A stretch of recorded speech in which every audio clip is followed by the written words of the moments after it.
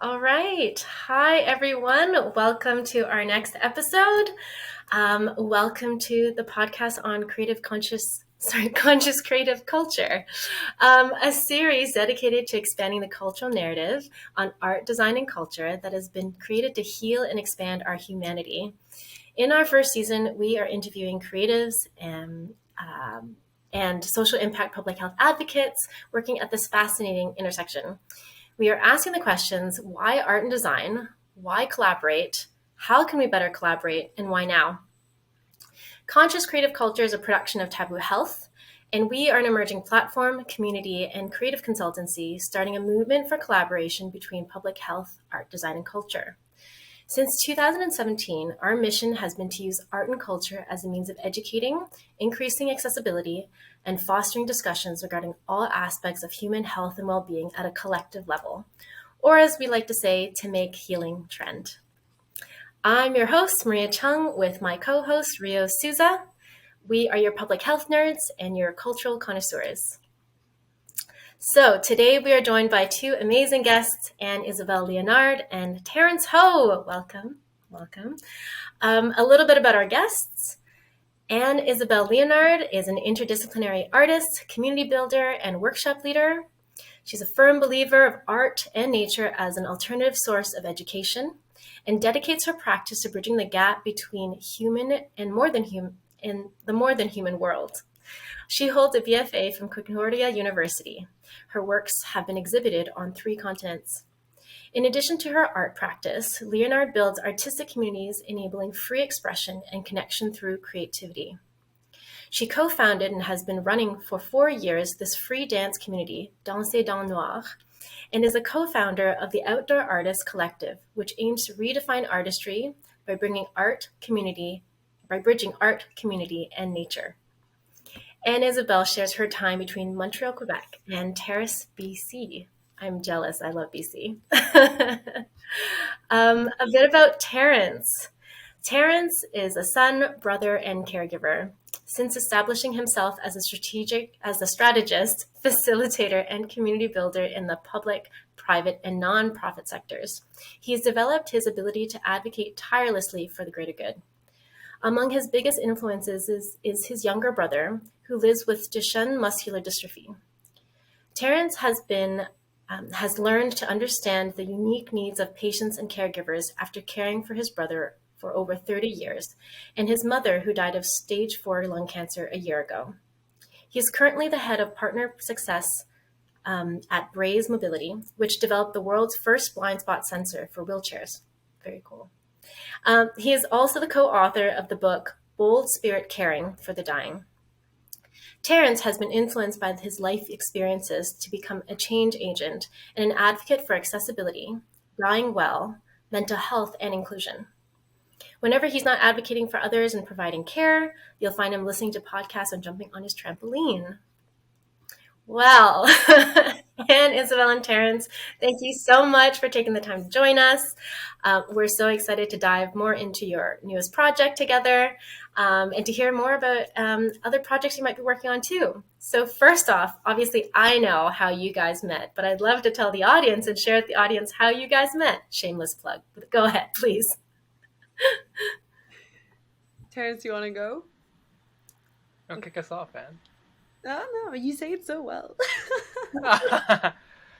Well, so we met through the C4C program, through Taboo Health, and yeah, that's where it began. I think that was last September or October.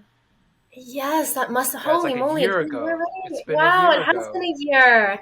That's Yeah. right. That's right. Yeah, so I guess for those that don't know what this program is essentially it matches storytellers with artists that are interested in exploring like taboo topics, which is that's why it's founded by Taboo Health. Yeah.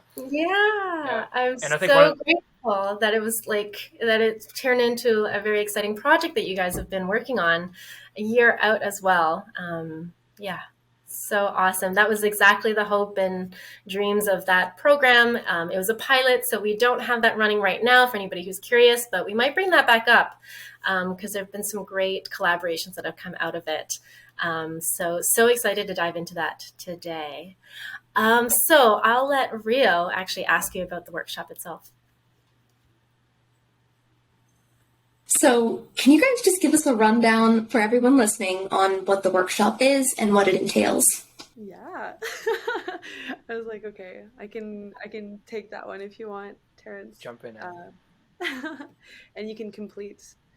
Yeah, so basically what came out of this collaboration or that meeting that we had a year ago. Happy friendiversary, by the way, Terrence. Yay.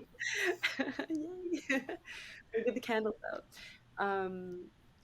When we met for the first time, we kind of like just started discussing about where we're at, what our practices were, where our interests lied. And it was really important for us to kind of like find the common link, right? And tap into our own strengths and what we were already doing. And what came out a lot was that idea of facilitating space. Terrence through storytelling and also, you know, just caregiver spaces and many, many, many more. And for me, it's like through community work and art. And so we kind of like decided to blend together and give this workshop. And both of us have been exploring, I mean, Terrence for quite a while also.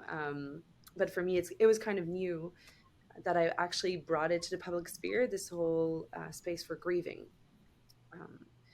It's something that has been in my practice for a long time, but it just like came out more when we met because it was like this obvious link that we had together and interest. And so this workshop is actually based out of like this 1 year of conversation that we had together. A blend of what I've been already exploring in my own practice, which is how can art and art forms enable different types of conversation or different types of angle towards a conversation.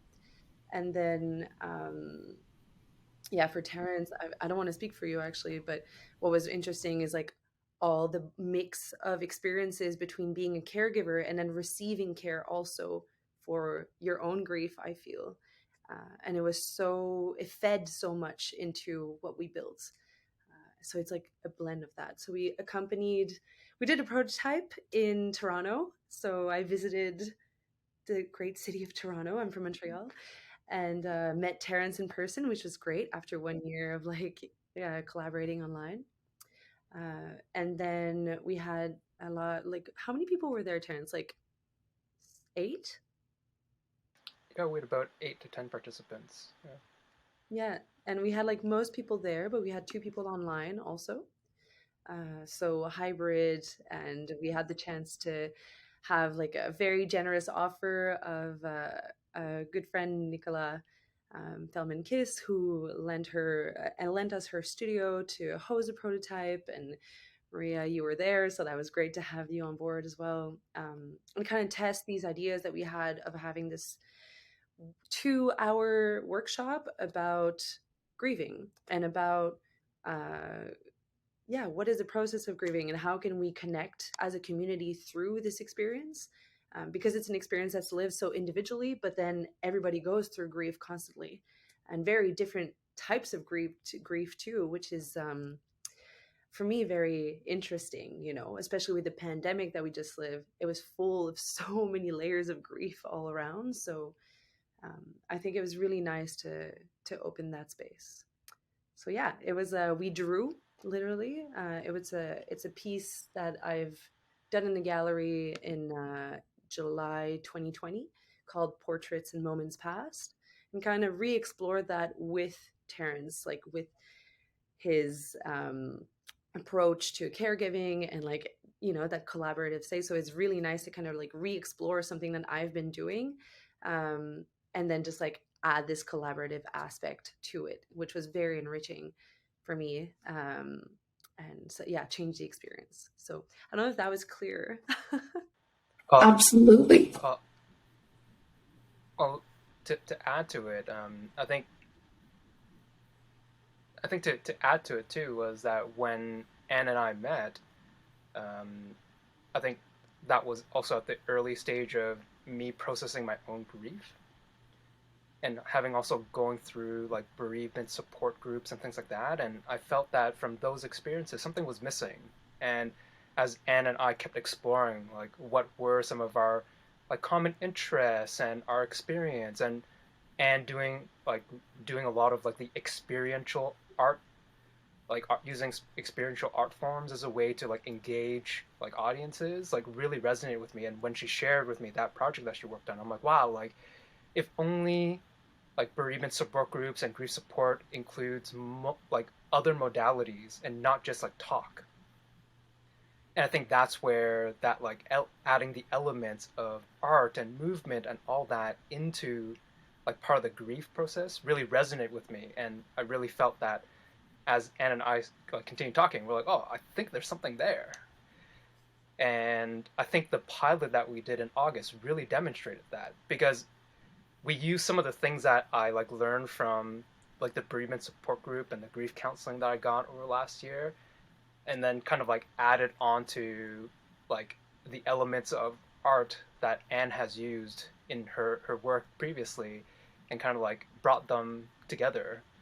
And we definitely saw that unfold. And yes, even though we're not like trained counselors or anything, but in terms of the way the participants were able to like explore their grief, and then as like a group be able to like support each other in that way, was just extremely beautiful. So as like a storyteller, to me, even though I'm not telling my story, but to watch the participants share their story was extremely healing too, because I know the power of sharing my own story and how healing that is, to be able to like watch the group share their story and to go through like their own healing process and also support each other in the healing process was like magical.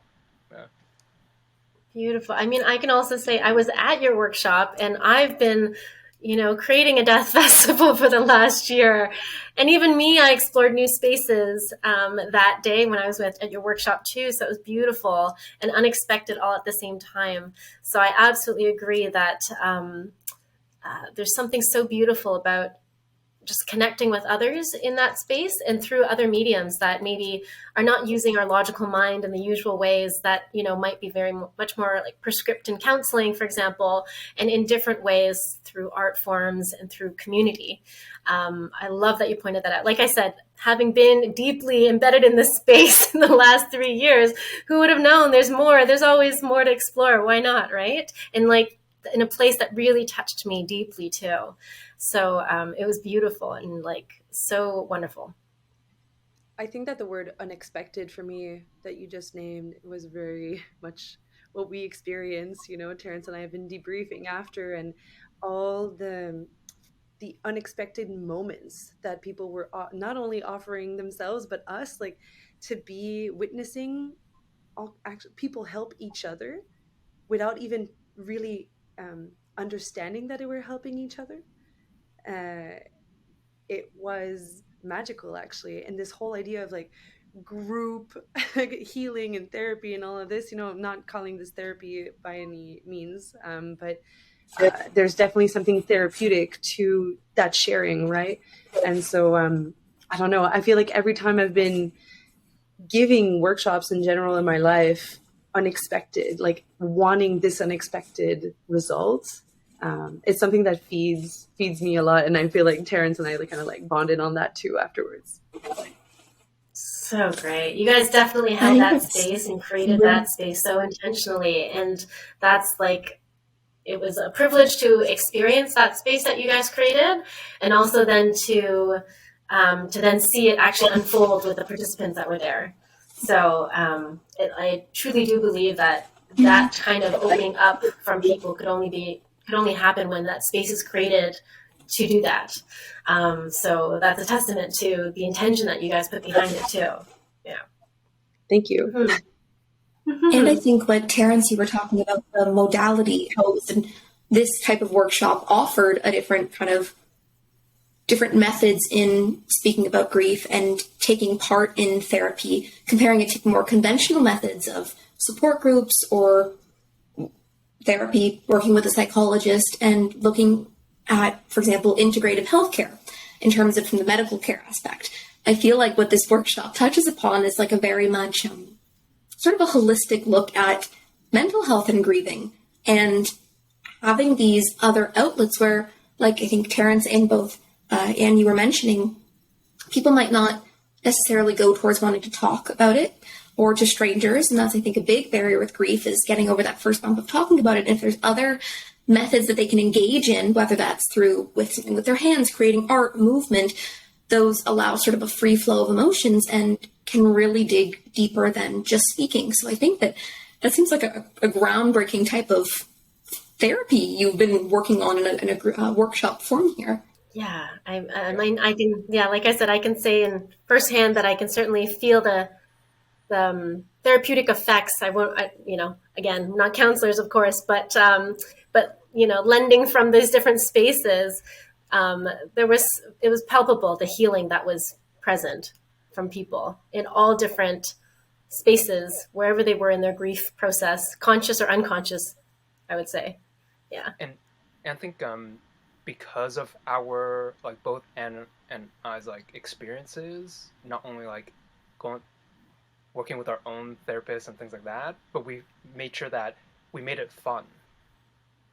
Because the process and topic of grief can be heavy, and I felt like in the like expression of like art, in terms of, at least in this case, in this pilot, it was like just drawing, like it was fun, and it was incredible to watch the participants like have fun doing it, and like laughing, right, and really like breaking the ice with like just the movement of drawing, and then afterwards taking that expression of fun and then into something a little bit deeper for each participant to explore around grief and the person that they may be grieving.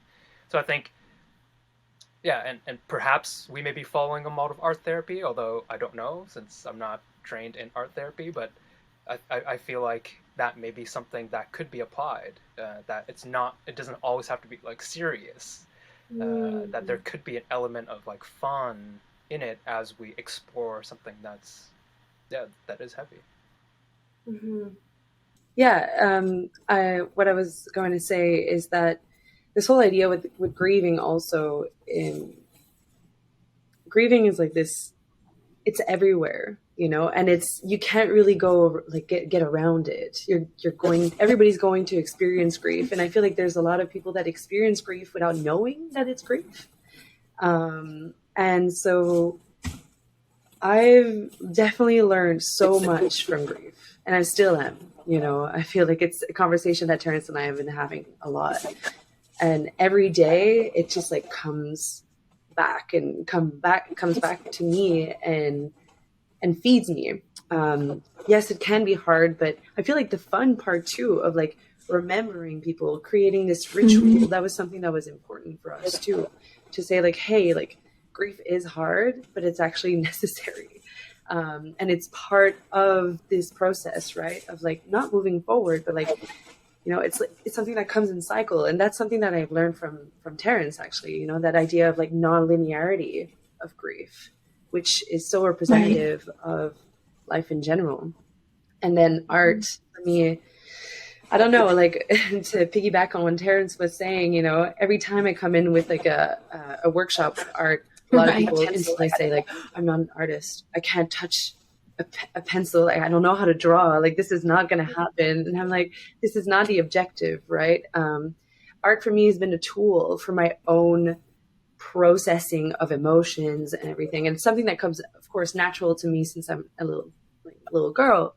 But at the same time, I feel like art has been boxed, that certain people can make art, and that art should be, like this, I don't know, almost like godlike. You can't touch a pencil or a pen if you're not an artist, but there's so many more utilities, or like useful tool. Like it's a useful tool, art. And so to bring that in the public sphere and to be like, hey, actually art is all about like community, and it's all about sharing and speaking. It's a language in itself, and you don't need to be, Shakespearean in English to to express your thoughts. And so it's a bit the same with different types of mediums in art, you know. So drawing is That's so great. I'm so glad you bring that in, just to presence people to that. You know, it's essentially an expression, and learning to tap into being expressed, and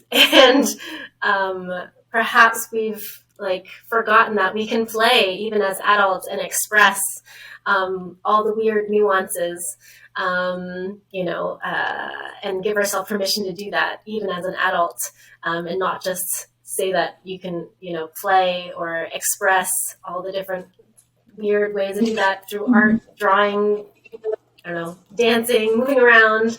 As a kid, like we could do that as adults.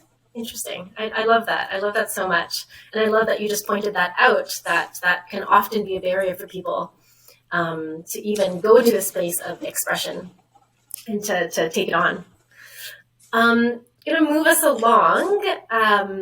We had a couple of other questions here around, and I think you've addressed some of it, Anne, as well, but wanted to hear more about your background as well, and how you came to become an artist in education as well. But I'll let Rio jump in there. Knowing you work at Intersection, not only with art, but with education, what prompted you to get involved in that kind of sphere? Yeah, well, I'm trying to like really dig deep here, but I feel like I've always been a teacher. It's always been something, maybe not a teacher, but a communicator, maybe. Since I was like very young, I've always like loved sharing stories, loved inventing things and then like sharing it with people. I've been a teacher in many spheres. I've taught dancing and art and skiing and languages, a lot of different things, right? And for me, it was always this idea of I love trying to understand things around me, but understanding it in like maybe like a connectivity way. Like how do things connect to each other, or how can they connect to each other? And I feel like with art, there's this whole translation, right, between visual media, like my experience of the world, and then putting into visual media.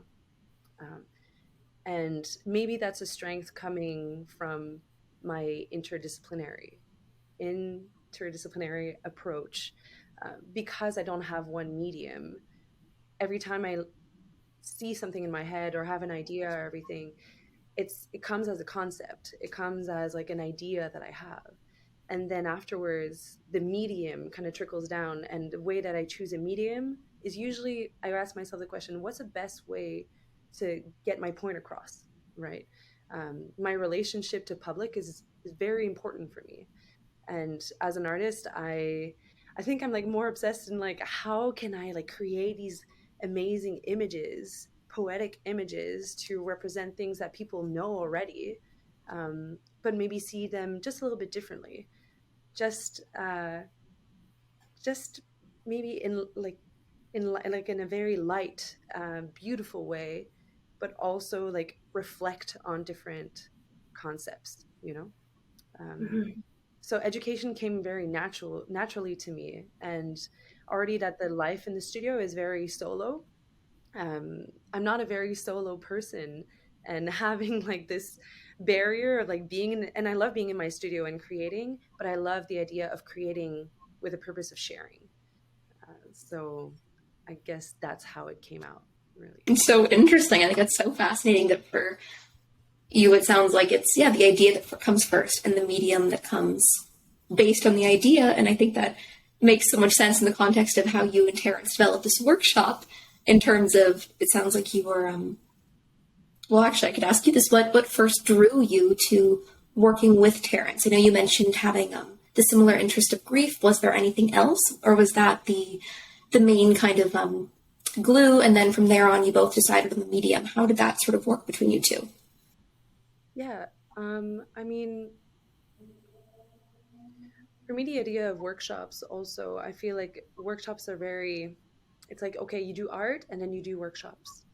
But I've been interested more in like, what if the workshop is the art itself? What if creating this space with public and what comes out of it is the art piece in itself? And so I had been already digging into that, and for it to be like the center of a lot of my pieces, actually, you know, what comes out of that, and how can I see these workshops as the art piece? And so, but when I started opening these spaces, I had a few moments where I realized that the space I was opening was beautiful, but also very hard. And then I was like, am I trained for this? Like, do I have, am I allowed to do this? You know, is it professional to do this?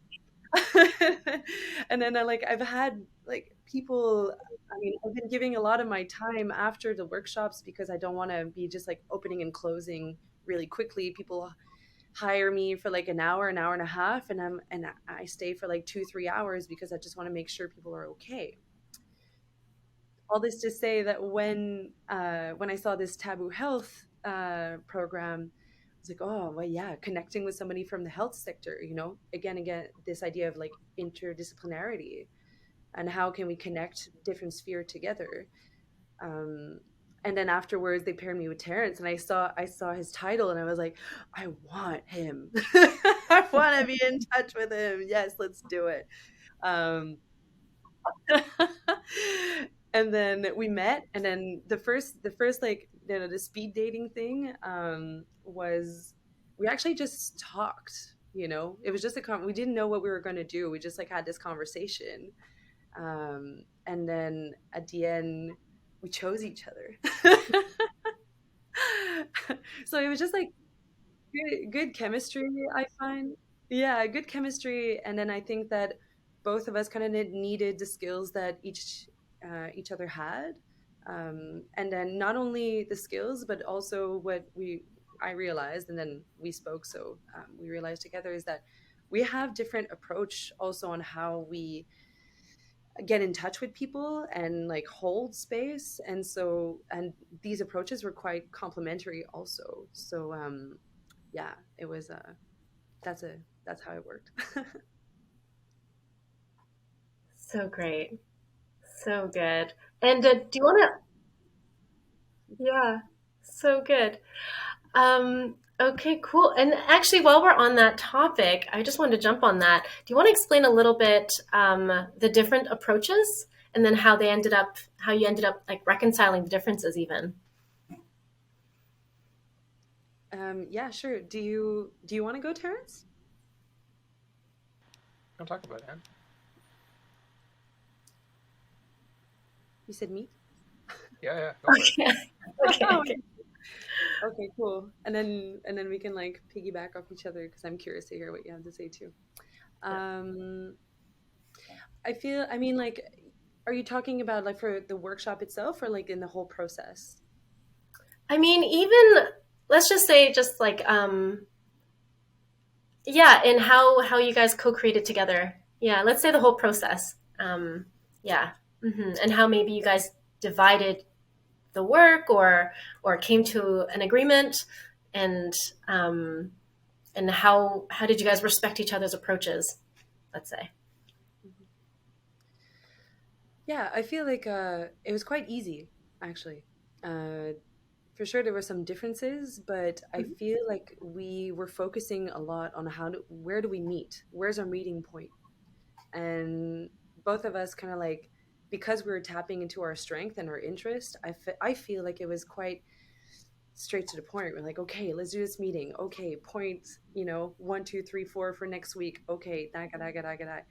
And so I think that because the focus was very clear as to what we wanted to do, but also not forced, you know, like we really gave ourselves many weeks before we actually started to create anything, just to make sure that we were just flowing into this conversation, right? Of what it meant for us to be just working in this sphere, and then what were our goals right now, and where we saw each other kind of like meeting. And so um, that was great. And it felt really good also to be connecting with somebody who would send me like all the documents, like, ready, and a Google invite directly after the meeting. It was like, Yes, organization. Love it.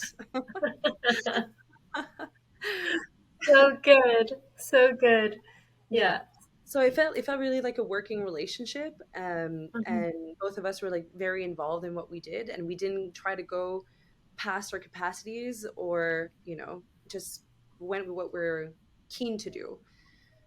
And I feel like what really the complementary side came out very much during the workshop. I'm somebody who, obviously now I feel like I've been talking the whole time, but I'm somebody who talks a lot. So, and Terrence during the workshop was not silent, but like very present, um, Mhm. Mhm. and, and Mhm. always saying the right things at the right time. Not much, but like just what was needed. Uh, Mhm. Mhm. and it kind of like pushed me to mellow out and be like, okay, I can do that too. I like this. I love that. That's so good. I could see that, like the organization and then the creative and the presence and the facilitating, I guess, and ensuring that there's like integrity in both. Because if it's just like the talking but not a lot of organization, then there might not be so much like progress. And then if there was just the organization but not the actual nuances in how to conduct the workshop with quality, with thoughtfulness, then that could be missing too, and is just business or automatic function. So I could see how both of you guys did really complement each other in that way. Oh, very much so. Yeah. Great. And it helped that we both really uh, appreciate and I guess have experience in organizing. Mm. So I think that Mm. really helped in terms of, given that this project was kind of something that we're doing on the side with like all the other responsibilities we have. So being organized really helped.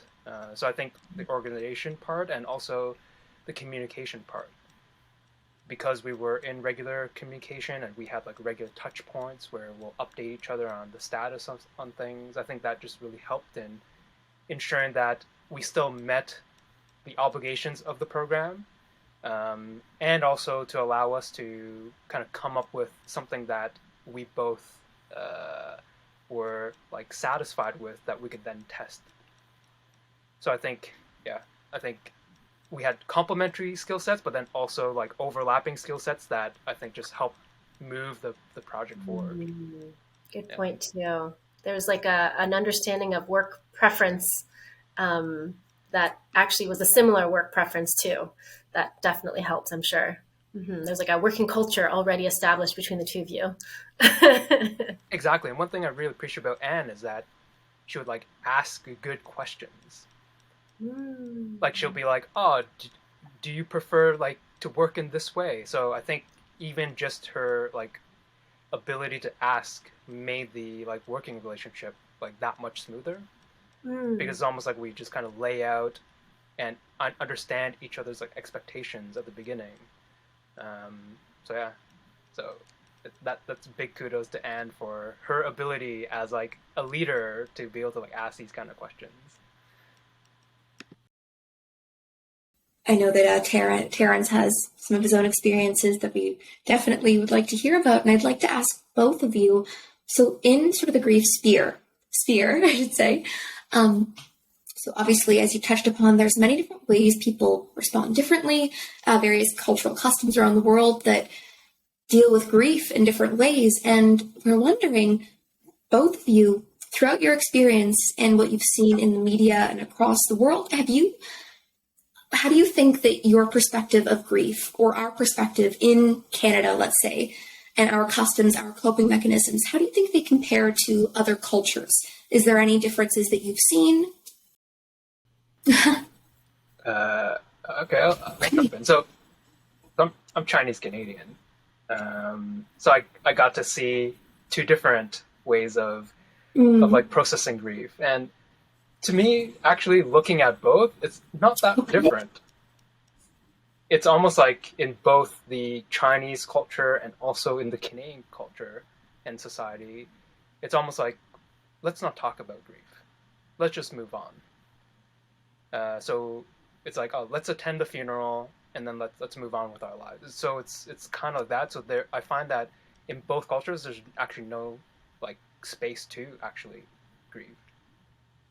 The fact that like policies like, oh, bereavement days in Ontario is only like two unpaid business days, right? Like it demonstrates how much we as like a society values the process of like bereavement and grief.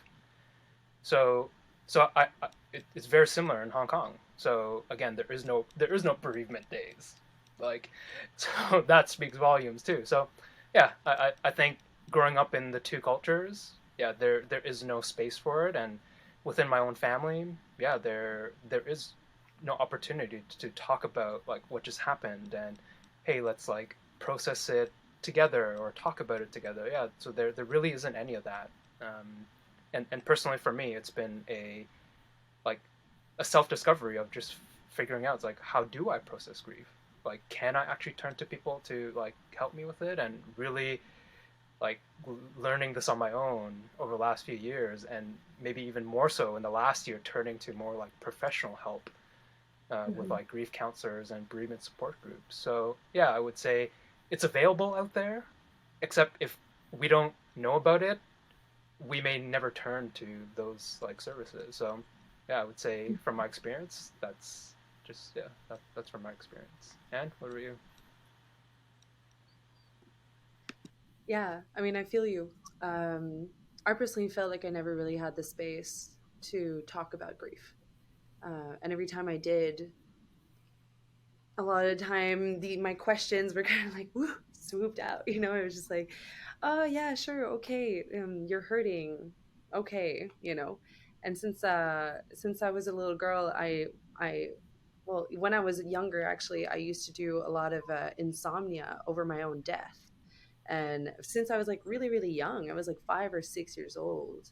And I would like go yelling in my parents' bedrooms in the middle of the night, just like freaking out about the fact that I was dying, going to die, should I say.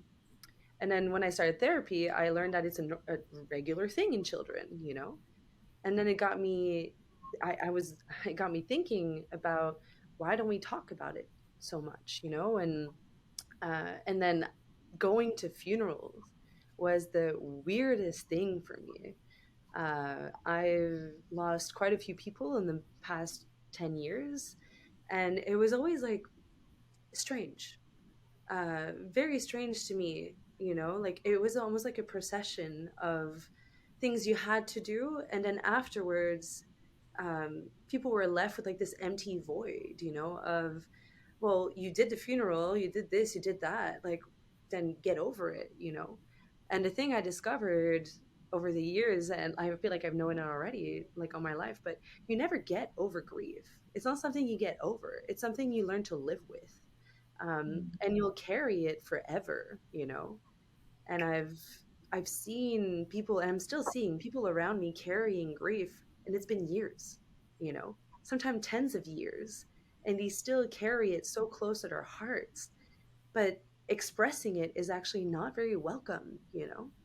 um, and then I had the chance to travel a lot for many, many years, living a little bit everywhere, and it's actually when I spoke with the my, I don't know how you say that in English. Oh, my stepmom, Yeah, my awesome. so Yeah. my ex-boyfriend's mother.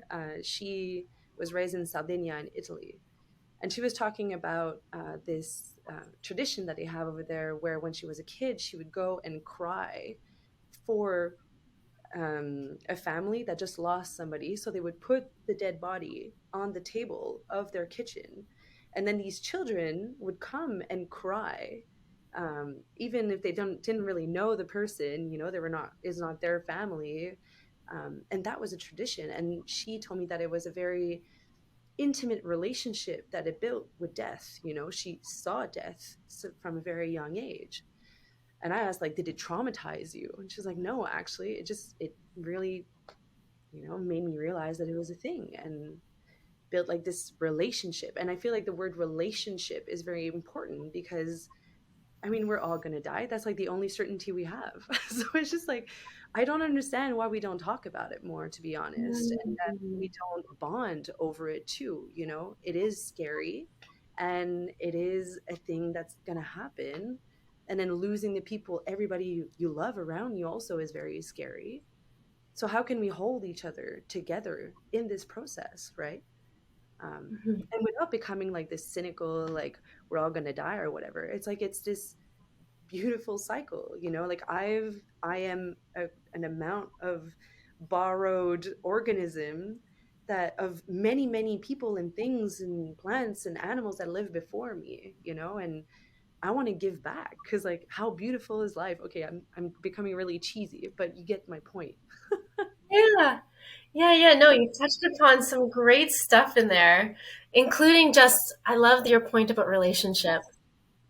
Um, and even like giving permission to ourselves, even as children, to have a relationship with these otherwise uncomfortable topics, experiences that we think might traumatize us.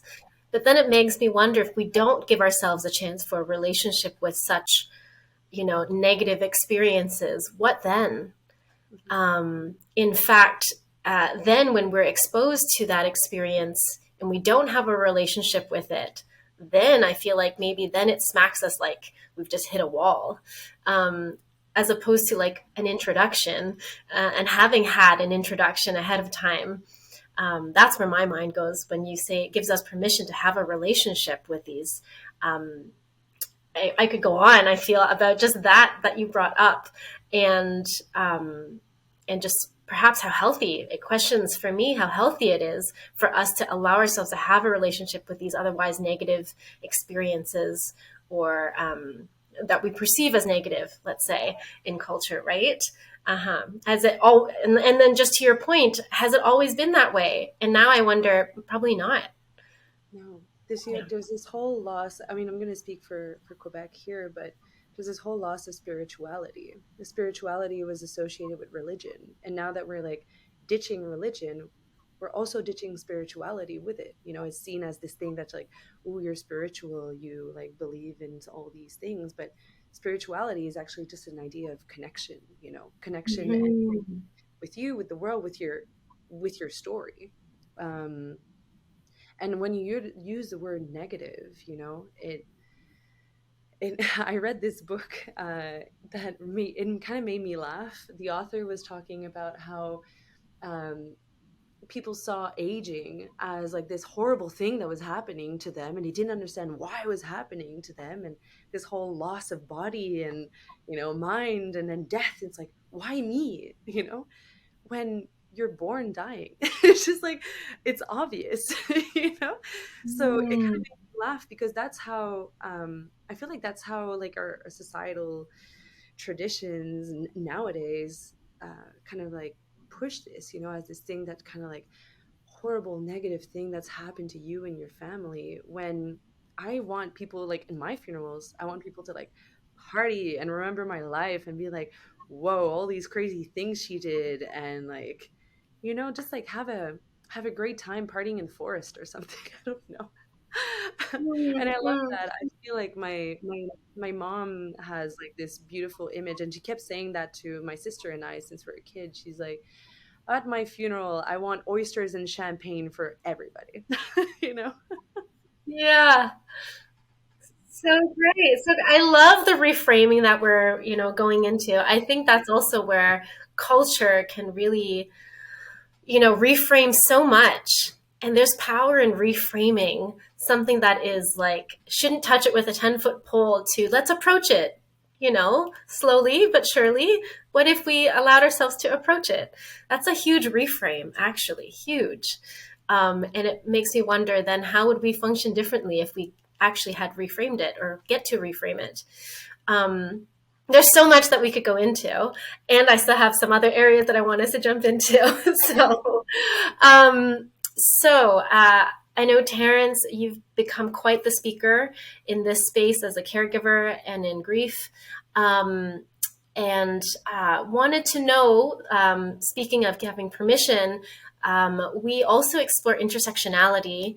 And I know that you also bring in your perspective as a male caregiver. Do you want to share a little bit about the unique challenges that you faced in that space and why you make it such a point of yours to share about that experience? I think kind of having watched like family members be caregivers. So mainly my reference points has been my mom and my grandmother, who both cared for like boys with Duchenne muscular dystrophy. But then I also noticed that actually the men in the family are also caregivers, even though they may not see themselves as so.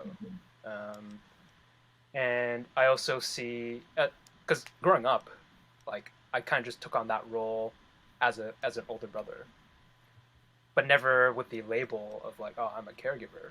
So that just never like clicked until much later, when that like identity said came to me that said, oh, what you're doing is actually a caregiver. So I feel like a lot of men who say care for their spouse or care for like their parents or care for siblings or other loved ones may not necessarily see themselves as like a caregiver, but I felt that by allowing myself to like say actually I am one actually opens some doors to me in the different types of support that's available to me, and hence I feel strongly that like I need to like share that I am a man and I am a caregiver, and that's okay.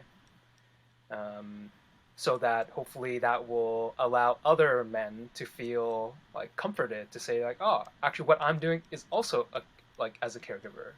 So where do I get help? I know it's not like a male characteristic, because I think all of us will have some struggles with asking for help, but I know a lot of men who are caregivers that do struggle to ask for help.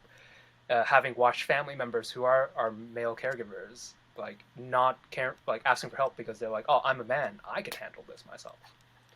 And I really want to kind of break that mold, because I have now personal experience, like the value I get from the help that I've received when I've been able to like practice asking for help. And hopefully, like I know it's brought value to me, so hopefully in my sharing and in like talking to other caregivers, that it gives them the permission to like feel comforted in that it's okay to ask for help, and there is actually help available to not only male caregivers but just caregivers in general. So amazing. I mean, it's not, it's fairly well known now that men tend to not have as strong of a support network as women do. So the fact that you speak up about that in a tangible way, in an area where men do naturally step up, a lot of cultures still have it that the son or will become the one who's, manages the household if something was to go sideways. That's a lot to shoulder. And often it sits with the boys or the men. And it's kind of this unspoken duty that a lot of boys, men step into. And the fact that you're creating space and a voice for other men to acknowledge that's an extra duty, responsibility that they are carrying, and create space for them to find support in each other in that unique experience, I think is well needed. And that's amazing that you're vulnerable enough to share that and to speak on how valuable it's been for you to actually acknowledge it too. Mm-hmm. Let's say the gender stereotypes of being the breadwinner, which is being a lot more, those have shifted in recent years, absolutely, with women and men doing, it's absolutely, the concept of, femininity and masculinity has shifted greatly in the past couple of decades. But even that idea of caregiving, what do we think when we hear the word caregiving? I think there's a connotation that it's hands-on. You picture maybe somebody sick, and like we were saying, maybe a female in that role caring for someone. And I think it's interesting when you mention, okay, well, the man is the one, let's say, taking care of the family, bringing home an income, and that's not necessarily referred to as caregiving. So I think that's so interesting that when we can reframe that there are many different types of care can be given in many different ways. So I think that's another way of reframing, instead of limiting care to being something of like a person of people, of families in our homes. Yeah, because because when I, for example, like when I watched my mom be a caregiver to my brother, she was the breadwinner of the family and providing physical care to my brother. So she is a holistic demonstration of what a caregiver can be. So to me, I feel like a man that is also doing that too can also like call himself a caregiver. Absolutely. Yeah. Mm-hmm. Um, so great. I'm going to move us along as well. Any tips on, and I'll let Rio jump into this, but any tips that you guys might give from having created this project together, this workshop together, on how to set up a collaboration that would be set for success? What have been your hesitations, or what were you excited about in collaborating with someone else with a different set of skills? And how did you overcome that? So tips for others that are looking to collaborate and they've not been on this journey before.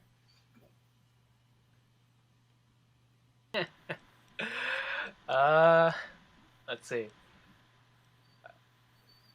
I guess like dating, it's like you kind of know once you like start talking, right? It's like you just talk and you're like, wow, like there's something there. All right, let's explore this more. But then I think the other piece that, even though we didn't like lay out what our skill sets are, but it just kind of overlap with each other, like in some skill sets and then complementary in others. And I think that's what made it work. So I don't know if there's like a formula to identify it, but I kind of feel like, yeah, getting a feel, and even like Anne mentioned, we talked a few times before we said, okay, yeah, let's move ahead and do this. So it may take maybe a few sessions to like just talk over what are some like, I think it's like more getting to know each other first and then talking about like the business of like, oh, what's the project. Yeah, and sometimes I guess it's luck too. Where we like lucked out in finding, yeah, like someone that to work with that's like, oh, that jives well too. Yeah. Great. And Anne? Yeah, totally. I feel like this idea of like finding the overlap. Uh, I've had many collaborations that like I wanted so bad for something to happen, and then tried to force it maybe a little bit too much. And I've learned maybe in the hard way that as soon as it feels forced, just let it go. Just let it go. And maybe it's not, the person, maybe it's a timing thing too, right?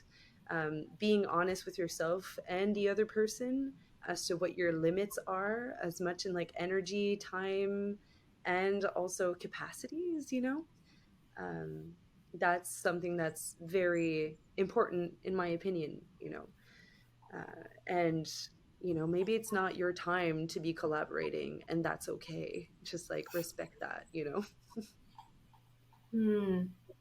So be in tune, listen, get to know your person that you're going to collaborate with.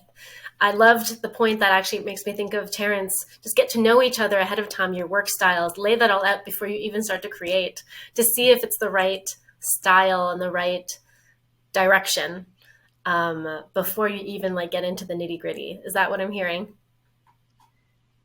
Okay, so Yeah, good. being okay with not knowing, like I feel like when you arrive with a preconceived idea of like sure the person in front of you or what you want to do, but also of yourself, right? I feel like when you enter a collaboration, when I enter a collaboration, I feel like every time I have no idea how I'm going to come out at the other end, how it's going to change me, and like what points will I put forward, from my experience, and what will I, learn from and decide to ditch also, right?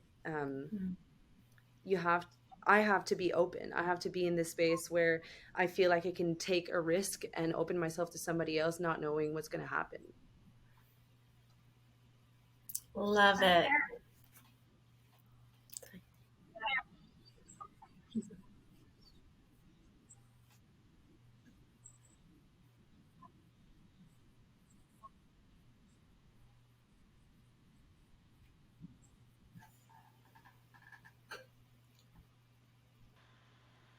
do you want to go, Anne, or? I'm plugging my computer and I didn't understand the first part of the question. You were saying,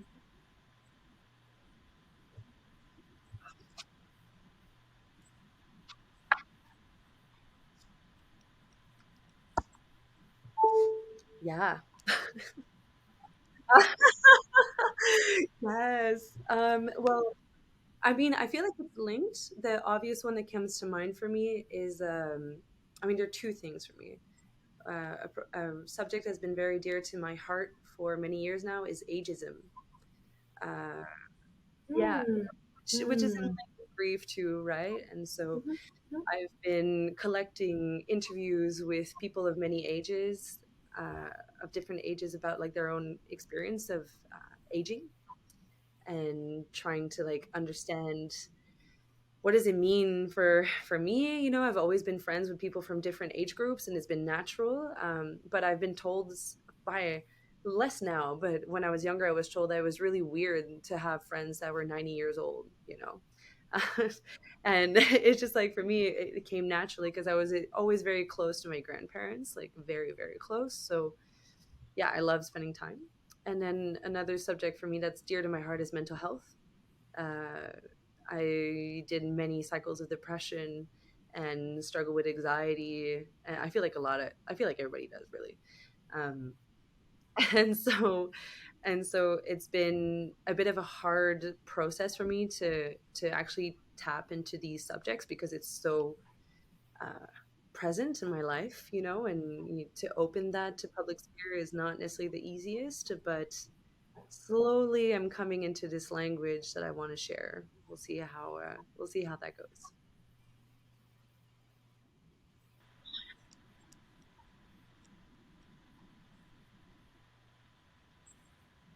Yeah, well, I'm working on this.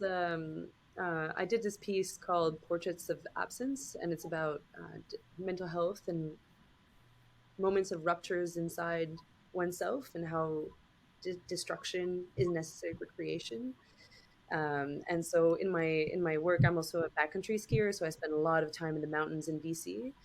Um, and I've been very much inspired by avalanches because I navigate these territories constantly, and it's this, you know, you see them once in a while, but it's actually really really rare. So, but all your thoughts, all the time, every step, you have to calculate, know where you're going, and it's all about statistics. You're like, okay, if the wind came this way, the sun is tapping here, and you know, all these things, just to, in the hope of not seeing one, but you know it's there. um, and so it's a question of equilibrium. And so having these navigated these spaces, this idea, you know, we're talking about how concepts translate. And so for me, you know, going through depression and like these moments of like deep rupture inside of me, I was like, wow, okay, so sometimes you just need to let it go. You need this rupture to just, you know, go with the wave, baby. You know. So that's just that's just an example of different things that I explore. And Terrence? Uh, well, I think there's some overlap, and that's why Anne and I like clicked. So I've been trained, even though I'm not practicing, like end of life care doula, um, and then also did like hospice training and suicide training because of different things that happened within like my family. And so these are kind of all areas that are interesting to me, and I feel like, and I talked about this too in terms of like in our pilot, that was just perhaps like even like a module of all like different types of like, experiences we create. Like another one that, as a end of life care doula, that we're trained to like work with clients on is something called advanced care plan. And so Anne and I also talked about, oh, is there also a way that we create that into like an experiential like workshop that gets people to even think about like, oh, how do I start my advanced care plan? And so as an end of life doula, or I have applied this with like my mom, my brother, like friends and stuff, and just uh, making it into almost like an activity to just explore. because not everyone is comfortable with exploring, oh, what do I want as I'm actively dying? Like, who thinks about this on a day-to-day basis? Like, no one, right? Very little. So then to be able to just even breach this dialogue and get people to start contemplating about it, even though they may not write out their full plan, but at least start thinking about it. So, okay, yeah, like maybe this is something that I want. And then after they write down, to be able to then have that conversation with their loved ones.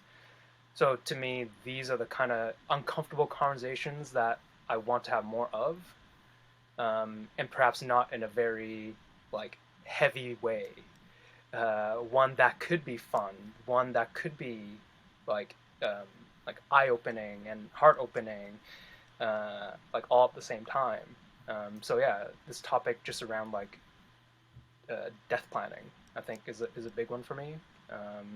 And then also even around mental health, because coming from a family that have had experienced 2 deaths by suicide and a couple of people with suicidal ideations, the topic around suicide is something like unspoken, because like there's a lot of shame, stigma, and guilt around like that topic. So even having gone through that experience and like talking with our family about it and kind of like forcing the conversation has shown me like how powerful it is to actually really then talk about it,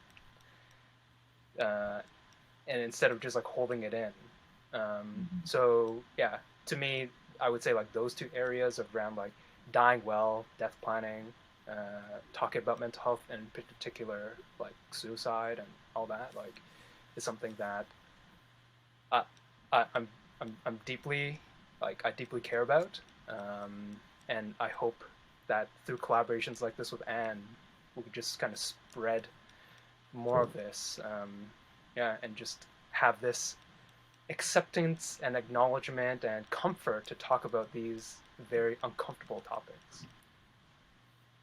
It really depends on like each person's point of view, right? So for my mom, in this example, is that she actually didn't want to talk about it at first, because she felt that by talking about it would actually burden me as the sole person that's kind of like executing on this. So I had to reframe it for her. And this may differ for each of our parents and our loved ones. So for me, my reframing is that, hey mom, like by us doing this planning together, you're actually reducing the burden for me.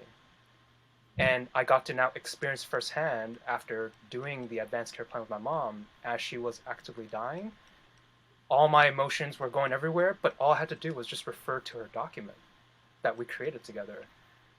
And all the noise that was happening around me of like family saying, oh, you got to do this, you got to do this. I was like, no, like my mom said this, you have no say. Right. So I think I now have like this experience of like, yeah, like it's such a powerful thing, but we just have to frame it to who the person is we want to plan with, so that they may feel okay with it. Because I know some people, they're definitely okay. Like as parents, they're like, let's talk about it, but it's their kids that don't want to hear it, or vice versa.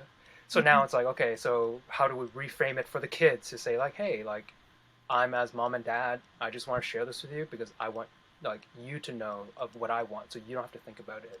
Or vice versa, the kids say, oh, I want to plan with you, mom and dad, because I want to ensure that I'm honoring like your wishes. So I think we just have to like reframe it to the person who may be resistant to it. And yeah, but it's such great value by doing this plan, complementing the will, in so many ways.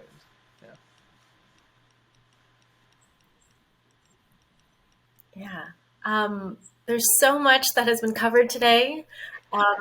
So much. Clearly, you guys are both very passionate about the different communities that you're out to affect and make a difference in. Not just in this project, but so many others that I know that you guys are both working on as well. I'm so grateful to have gotten to know you further, even in this interview. I know that I got to meet you initially when you guys did that matchmaking early on, and I got to see what you guys were intending to, do. And so awesome to get to know you to like a whole other depth and be at your workshop as well. And now hear the behind the scenes of that. I hope the audience has gotten to get a sense of who you are as well, and what it's been like in your creative journey, and what it's been like to actually take on collaborating and making a difference, taking those risks. and to really allow those different parts of you actually from your lived experience or from just your passions and interests actually make a difference in the world. So honored to have you guys both share about that and be making that difference in our community as well. So to wrap up, we love our last section here, which is our quick fire questions. So are we ready? Okay. Open my mic. Okay, I'm ready. Yeah. Okay, good. Let's do this. So great. Okay, I know everybody who comes on here loves this part. Okay, so here we go. Don't think too hard, whatever comes to you. Okay. Okay, so I guess whoever wants to shout out first is fine. If you could have dinner with any celebrity or historical figure, past or present, who would it be and why? Oh my God, I'm like blanking right now.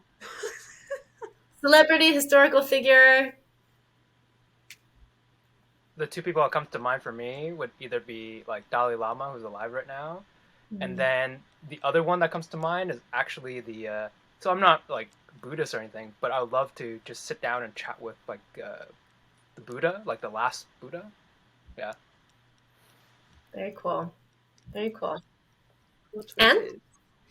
Well, because I stayed in the arts after reading her book, I would say Patti Smith. She's been like a great influence on my work, and is just like a very, for me, a pillar in like how to show vulnerability and authenticity and how you make art, and also very interdisciplinary and using that fully. So very inspiring. Perfect. All right, next. What's a skill or hobby that might surprise other people about you? Talking about intersectionality. I think some of you guys might have mentioned it already, but if you have others, go ahead and share. Well, I play harp. Oh, fun! Cool! I love that. I don't know very many people that play harp, so. Well, we're three in the house, and all three of us are harpists. So now you. What? I'm hanging out in the wrong places. Also, just a sidebar. I also backcountry ski. I'm just throwing myself in there too. We got to connect on that. I just got into it, but like for reals. Anyway, so that's my. Most people are like, "What?" I'm like, "Yep." Anyways, we'll have to connect. Terrence? Well, I like jumping on trampolines. Yeah, you mentioned that. Yeah. I'm not like super skilled at it, but it brings me a lot of joy. So I don't know if it's a skill or hobby, but it is something that I enjoy doing. And so I have like a little rebounder at home, and whenever I get a chance to like jump on stuff, I'll jump on stuff, or I'll jump into stuff. So like jump into water. So I guess like jumping is a hobby. I love it. Yeah, why not? Terrence, have you ever been to one of those indoor like parks for adults? Yeah. Yes. There's one for adults? I don't know. Every time I go, I'm like the only adult. I've not gone yet. But it's on my list. I'm like wanting to go. Lots of fun. They're lots of fun. Yeah. Very cool. Okay. Here we go. When was the last time that you experienced content that felt like a microdose of healing? I.e., you felt seen or you felt connected. Content that's like art, design, or media.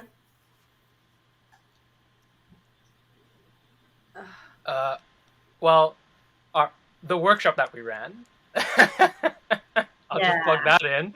Yeah, I thought it was beautiful. Like even as part of the facilitator, Anne's like, "Oh, why don't you like do this section too?" And like I participated as a participant, and I was like, "Wow, this is so powerful." Even for me to like participate again. So I would say that. So great. It's powerful. It is storytelling and just hearing people share. Yeah. And Anne? Yeah, I mean, like for me too, it was very powerful, of course. I would say I finished a book that really was really beautiful to me. It's the Field Guide to Getting Lost by Rebecca Solnit. And it was like this beautiful, can you say elegy? Eloge? Like, that's a French word. Oh, eulogy? Not eulogy. It's like just, I don't know, a praise for the need and necessity and space of getting lost, losing, and lost. Um, Ah.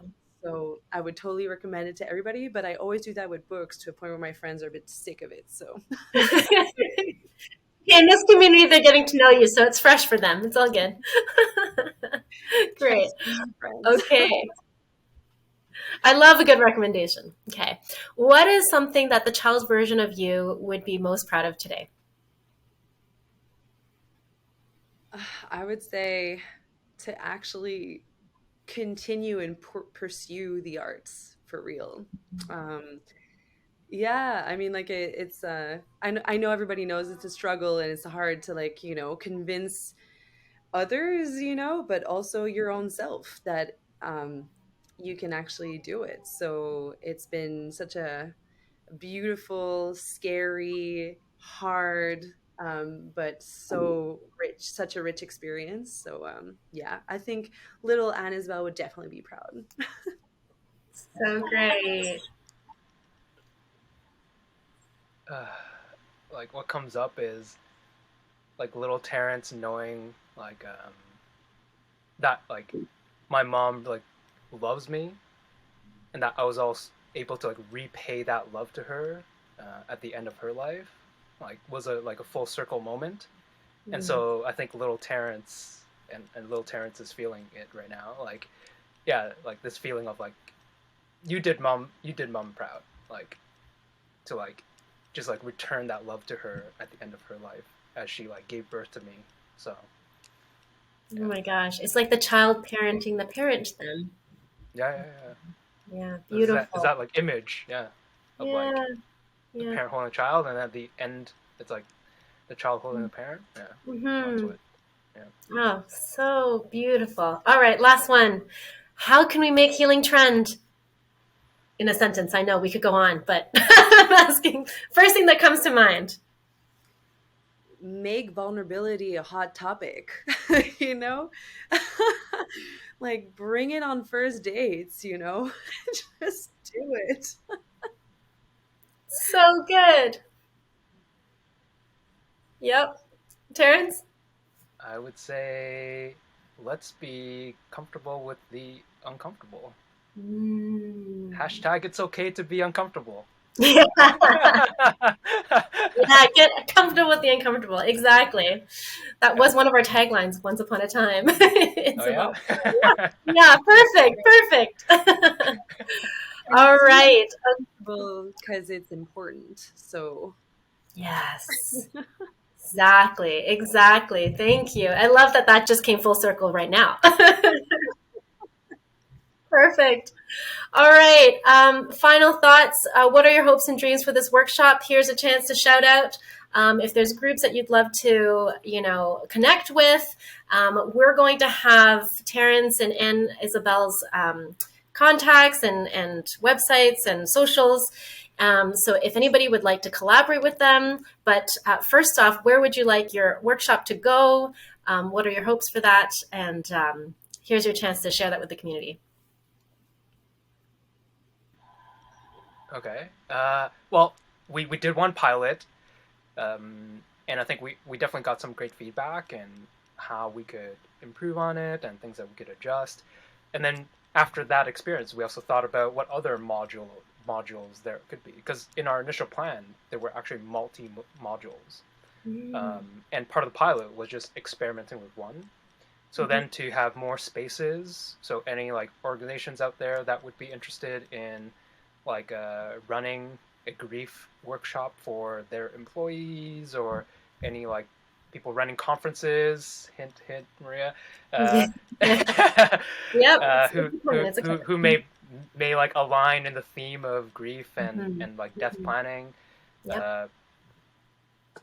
connect with us. We would love to continue Beautiful. piloting our workshop and our workshop modules to see like where it lands and what kind of modules resonates with which groups, and then Okay. to offer to more people. Perfect. All right. Yep. and And also we were talking last time we met, to start connecting with research groups actually from different institution with like either mental health or hospitals or different research, because both of us, like, we see when we give workshops and these talks, we see the impact, we know it's there, we know it's important. And I think both of us have like an interest in, again, interdisciplinarity. So it's like a word that comes back a lot.